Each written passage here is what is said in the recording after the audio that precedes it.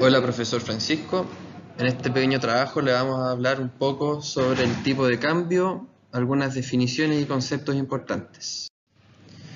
Bueno, primero es definir qué es la tasa de cambio, que básicamente es la relación que existe entre el precio de una divisa con otra. Por ejemplo, cuántos pesos chilenos compran un dólar norteamericano. ¿Qué es una divisa? Es toda moneda extranjera que pertenece a otra soberanía que otros bancos poseen a su vez en otros bancos extranjeros. Las divisas más comunes, la más usada a lo largo del mundo es el dólar estadounidense, los euros, los yenes, entre otros. La determinación del tipo de cambio funciona con el cruce de la oferta y la demanda. Aquí es importante mencionar que el comprador también es a la vez el vendedor. Entonces, ¿cuánto uno está dispuesto a ofrecer una moneda, por ejemplo, los pesos chilenos? ¿Cuánto estás dispuesto a ofrecer para recibir un dólar, por ejemplo, en el extranjero? Y ellos también, a su vez, ¿cuánto están dispuestos a recibir de la moneda extranjera a cambio de su moneda? Existen dos tipos de cambio. Está el cambio fijo, que es el Banco Central el que lo fija, y está el otro, que es el flexible, donde funciona ahí, se deja llevar por el libre mercado. Además, es importante definir dos conceptos que afectan a una divisa. Una es cuando la moneda se deprecia, que el valor comparativamente hablando entre dos divisas disminuye, quiere decir que se depreció, y a su vez cuando para la moneda local le resulta más caro comprarla, significa que se apreció. Bueno, a modo de ejercicio mostraré este gráfico que muestra la tasa de cambio a lo largo de la historia del cambio del peso chileno al dólar estadounidense. Como podemos ver, del año 1975 hubo un aumento casi exponencial de la tasa de cambio. Podemos ver que en el año 2003 existió el pic de la tasa de cambio con 691 pesos por un dólar. Y además podemos ver que en el año 2017, que es el último dato que se maneja, es de 648 pesos.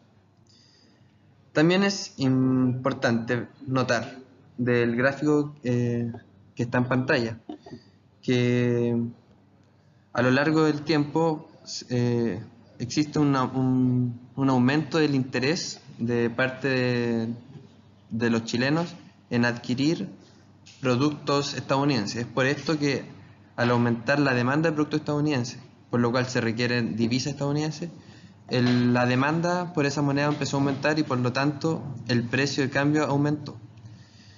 También una pregunta que nos hicimos como grupo fue por qué el Banco Central del país X, que es como ejemplo, compra divisas. Lo cual es para mantener un valor de la divisa más o menos constante y no generar un aumento de la tasa de cambio, lo cual disminuirían las inversiones extranjeras en el país. Prosiguiendo con lo que dijo mi compañero anteriormente, vamos ahora con las divisas, que son las monedas de intercambio nacional, ¿cierto? Que son para ciertas regiones o localidades del mundo. Estas constituyen un mercado con ciertas características, las cuales poseen, como por ejemplo que es el mercado más antiguo y grande financiero del mundo, también un mercado que no está organizado, ya que no tiene una organización o jerarquía constituida, y también es un mercado que funciona las 24 horas del día, ya que solamente depende de la localidad o la región en donde se esté. Y es un mercado extra bursátil, lo que quiere decir de que no depende de un medio o no requiere de algún medio de poder transar los bienes que están siendo, valga la redundancia, transferidos, ya que el intercambio entre las divisas es directo, entre el comprador y el oferente. Algunas características o quizás factores que influyen mucho en el tipo de cambio de divisa sería los crecimientos económicos que tiene el país, la inflación y algunos otros agentes externos, como hemos estudiado en el curso también, que son importantes y relativos en el ámbito económico. Luego, para cotizar divisas, estas están en pares, siendo el primer par la divisa primaria y la del lado izquierdo, y el segundo par la divisa a comprar o divisa secundaria. La primera tiene un precio VIP, cuál es el precio de venta de esta, y la secundaria tiene el precio de compra. ya que la diferencia entre estos dos precios se denomina spread, que en español sería la horquilla o la diferencia del precio que impone el oferente y al cual obviamente compra el comprador. Los tipos de divisas que existen son varios. Dentro de los más relevantes se encuentran las divisas que son convertibles, las cuales están dentro del mercado desde hace mucho tiempo y son frecuentemente usadas entre las distintas personas que transan diariamente y trabajan con divisas extranjeras. También están las no convertibles, que son las monedas que no son frecuentemente usadas, como por ejemplo dólar jamaiquino, rupia india, entre otros. Están las divisas que son bilaterales, las cuales solamente se transan en acuerdos entre países que tengan acuerdos bilaterales, ya que los gastos que generan con los acuerdos que ellos están constituidos se pagan en cierta moneda, que esta sería una divisa bilateral, como por ejemplo el dólar, euro, etc. Y también se encuentran las divisas exóticas, que son las que no tienen un amplio mercado internacional. Y por último están las divisas fuertes, que son las que tienen una estabilidad comercial, una estabilidad temporal muy acentuada, como por ejemplo el euro, ya que el valor de este fluctúa muy poco dentro de un año, como se puede ver en la estadística. Y luego por operaciones con divisas solamente vale meterse a una página web la cual esté confirmada, ¿cierto? Que pueda trabajar con divisas, que está conectada con todos los bancos del mundo y solamente están el conocimiento de cada uno de qué quiera adquirir o qué quiera vender también. Y ahora les presentamos ciertas tablas con algunas divisas más usadas en el mundo, siendo los principales pares las distintas combinaciones de estas monedas que se tienen acá presentes. Gracias.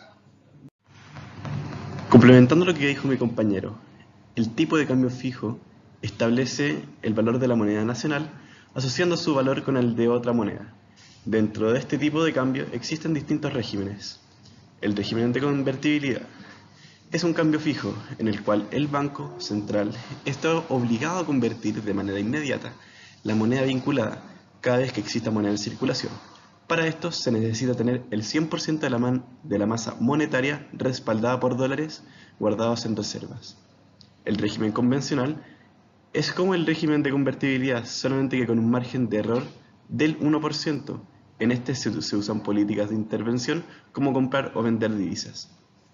El cambio móvil se ajusta de manera periódica, ajustándose a la inflación con respecto a la moneda vinculada, ya sea de cualquier tipo. Bueno, imaginemos como ejemplo que el Banco Central de Argentina determina que el peso argentino vale 5 dólares estadounidenses. Para establecer un tipo de cambio fijo, el Banco Central argentino tendrá que asegurarse de que pueda abastecer el mercado con esos dólares. En otras palabras, el Banco Central de Argentina deberá mantener el orden de reservas del dólar en sus reservas, valga la redundancia, de manera que pueda asegurar el abastecimiento del mercado y poder ejercer una fuerte demanda de pesos en caso de que sea necesario, vendiendo todos los dólares que tiene. Los valores de las monedas fijas suben y bajan juntos. La moneda fijada varía lo mismo que la moneda a la que se ha fijado. Por ejemplo, si Argentina vincula su moneda con el dólar y esto aumenta su valor, o por el contrario, pierde parte de su valor, también lo hace el peso argentino. Esto último quiere decir que el peso argentino se encuentra en sintonía con el dólar. Una de las consecuencias de vincular la moneda a otro país es que el Banco Central pierde una de las herramientas fundamentales de la política monetaria, que es devaluar su moneda. Cuando el peso se esté depreciando, el Banco Central de Argentina comprará dólares a cambio de peso, para lo que tendrá que imprimir más pesos, aumentando la cantidad de pesos que circulan en la economía argentina. Y entonces el valor de la moneda argentina disminuirá. Si el peso se aprecia por encima del tipo fijo, el Banco Central deberá comprar pesos a cambio de dólares. Esto disminuye la cantidad de pesos que circulan en la economía argentina, lo cual aumenta el valor de la moneda. Por ello, es tan importante mantener en reserva una gran cantidad de dinero de la divisa a la que se quiere fijar, porque si no, no se podrá maniobrar para mantener el tipo de cambio fijo. Y bueno, el tipo de cambio flotante o flexible consiste en solamente el que el precio de esta moneda sea fijada por el mercado del libre comercio, ya sea que está la flotación limpia y la flotación sucia, los cuales tienen muy pocas diferencias. Primero que nada, la flotación limpia es la situación en la que las monedas están en el mercado y el Banco Central no actúa. Esto quiere decir que solamente se rige por los compradores y los vendedores. El Banco Central no compra ni vende divisas. En cambio, la flotación sucia tiene un cambio tiene un cambio en el que el Banco Central sí compra y vende divisas, pudiendo así decirse que éste manipula el mercado. Muchas gracias. Otro concepto es el riesgo de tipo de cambio, el cual es un riesgo de mercado asociado a la fluctuación de tipo de cambio de una divisa a otra, el cual puede generar ganancias o pérdidas dependiendo de la evolución de este mercado. Y dicho riesgo ha de ser asumido por aquellos inversores y compañías cuyos negocios impliquen el intercambio de dichas divisas. Por ejemplo, imaginemos que queremos vender una maquinaria a Rusia, donde el rublo cotiza a 1 euro 7 rublos, con una pagadera de 180 días. Si el precio de venta es de 3.000 euros, la venderemos a 21.000 rublos rusos, si el pago se hace instantáneamente. Sin embargo, si por algún factor económico o político el euro se aprecia o bien el rublo disminuye su valor durante los 6 meses que se va a demorar el pago, de tal forma que el euro ahora equivale a 10 rublos, tan solo recibiremos 2.100 euros en vez de los 3.000 pactados desde un inicio con la conversión. Otro es el caso de los inversores. Si un inversor estadounidense posee acciones en Italia, el rendimiento que se llevará a cabo se ve afectado tanto por el cambio de precio de las acciones como por el cambio del valor del euro frente al dólar estadounidense. En el caso de las acciones de este personaje, se revalorizan un 20%, y el euro ha sido despreciado un 20% también. El movimiento de tipo de cambio habría anulado el beneficio obtenido por la venta de acciones. Es por ello que un inversor extranjero no podría obtener los mismos beneficios que uno proveniente del mismo país. También el riesgo de cambio ha demostrado ser significativo y perjudicial, sobre todo para grandes proyectos de inversión de una sola vez, que son los llamados megaproyectos. Esto se debe a que este tipo de proyectos normalmente son financiados por créditos denominados en divisas de diferente país al de origen del propietario de la deuda, y han demostrado ser propensos a caer en una llamada trampa de deuda, lo cual hace que los costes del pago de una deuda sean mayores a de los ingresos disponibles para hacerlo. Por ello es tan frecuente que se realicen reestructuraciones financieras. Bueno, y volviendo al caso de los inversionistas, existen distintos tipos de operaciones para poder amortiguar esta alza y baja de las divisas, y una de ellas son los contratos forward, que no es más que el compromiso entre dos partes de comprar o vender un activo a un precio fijado en una fecha determinada. Cabe destacar que se trata de un acuerdo extrabursátil. ¿Qué quiere decir esto? O sea que la negociación es directa entre ambas partes y se da más que nada entre organizaciones bancarias o bancos y clientes o extranjeros. Y aquí podemos ver un tipo de estructura de contrato forward donde se puede apreciar cómo es flexible. Hay una posibilidad de anticipar el proceso de liquidación, también el procedimiento de evaluación de garantía, y esto se acuerda mediante relación directa. Es, como dije anteriormente, flexible. Bueno, para poder ejemplificar un poco este nuevo concepto, por ejemplo, una familia quiere salir a vacacionar al extranjero, no sé, Estados Unidos, Manhattan, donde un dólar equivale aproximadamente a 684,6 pesos chilenos, pero consideran que en este momento no poseen el dinero suficiente para poder realizar el viaje, sino que quieren hacerlo en 6 meses más. Por lo cual hablan con su asesor, el cual les aconseja realizar este contrato y les habla sobre él. Bueno, y la familia junto con el banco realizan una proyección del valor que puede tener el peso chileno en ese tiempo, en esos 6 meses, y pactan aproximadamente pactan un valor de 690 pesos. La cosa es que, bueno, aquí tenemos un diagrama, se puede ver cómo va variando el mercado. Bueno, puede tener una tendencia bajista, que puede ser menor al precio que pactaron, o bien una tendencia altista, que en este caso es 700 pesos chilenos. Y dependiendo de en cuál tendencia va, es lo que pierde o lo que gana. Si es bajista y llega a un valor de 670 pesos chilenos, la familia perdería aproximadamente un valor de menos 59.701 pesos, ya que ellos querían realizar un cambio de 2 millones de pesos del capital que tenían en su cuenta.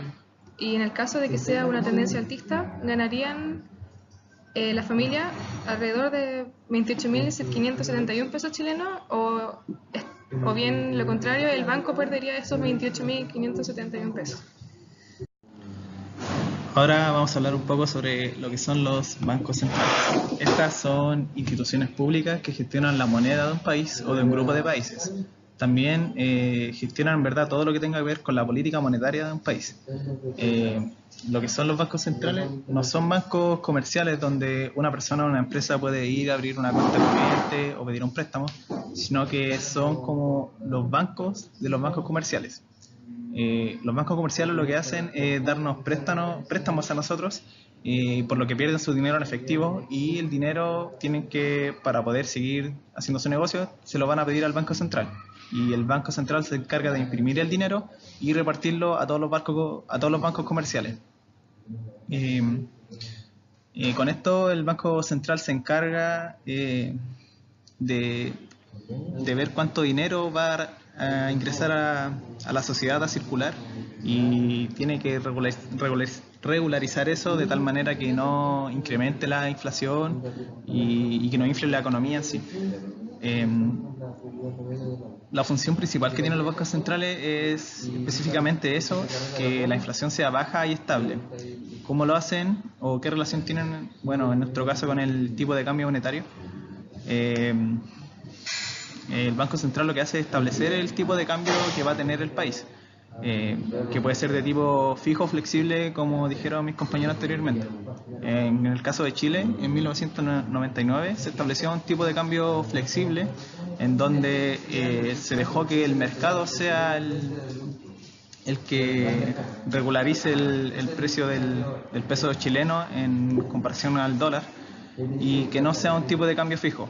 Esto se hizo debido a que, al ser una economía un poco más avanzada, la de la chilena, permite ser más eficaz y permite tener un mayor rango de libertad al Banco Central. El Banco Central solamente va a actuar cuando sea necesario. En algunos casos excepcionales va a tener que imponer un cambio fijo para el precio del peso chileno, con el fin de que no se volatilice mucho la economía chilena. Claro que esto tiene que hacerlo con razones claras y con argumentos claros, definiendo montos y plazos con los cuales va a operar.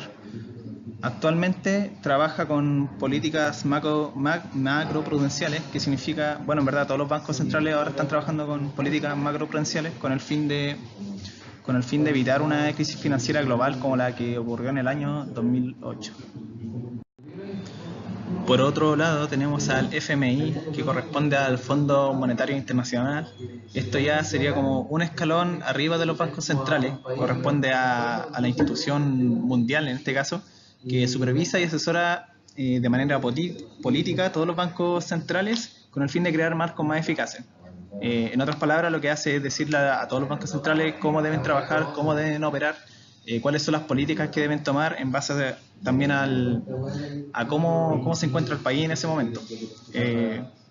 Para ello, los bancos centrales tienen que emitir informes y darle información al Fondo Monetario Internacional de manera periódica, no como lo hace en este caso Venezuela, donde hace 14 años no entregaba información sobre su economía.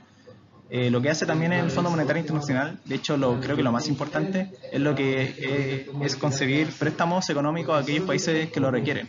Cuando un país entra en una crisis económica, por lo general los países vecinos le dan un rescate económico con el fin de que el país se salve, que sería como un préstamo para que el país en crisis se regularice, y una vez que se regularice, el préstamo se devuelve al país que se lo hizo.